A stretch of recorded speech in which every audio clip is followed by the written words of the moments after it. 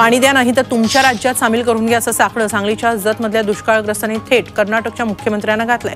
तसंच तुपची बबलेश्वर योजनेतून जतच्या 25 ते 30 गावांना पाणी देण्याची मागणी त्यांनी केली आहे। गावांमध्ये अनेक सुविधांचा अभाव असून महाराष्ट्र सरकार दुर्लक्ष करत असल्याचा त्यांचा आरोप आहे। नागपूर महानगरपालिकेत अजित पवार गटानं पाणी प्रश्नावरून मटका फोडू आंदोलन केलं। 4 वर्षांपासून पाण्याची पाईपलाईन टाकून ठेवण्यात आली आहे, मात्र ती सुरू केलेली नाही। त्यामुळे स्थानिकांना दूषित पाणी प्यावं लागतंय, त्यामुळे अनेकांचं आरोग्य धोक्यात आलंय। यासाठी राष्ट्रवादी शहर अध्यक्ष प्रशांत पवारांनी महापालिकेविरोधात आंदोलन केलं।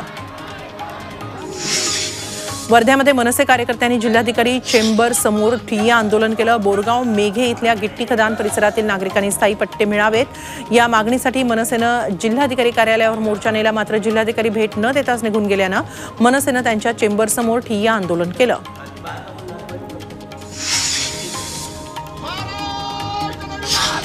कल्याणच्या महावितरण कार्यालयासमोर कंत्राटी वीज कामगारांनी बेमुदत कामबंद आंदोलन पुकारलंय। 30% वेतनवाढ, रोजंदारी कामगार पद्धतीद्वारे शाश्वत रोजगार तसंच भरती प्रक्रियेत सामावून घेणं या त्यांच्या मागण्या आहेत। सरकार वारंवार आश्वासन देते, मात्र ठोस निर्णय घेतला जात नसल्याची त्यांची तक्रार आहे।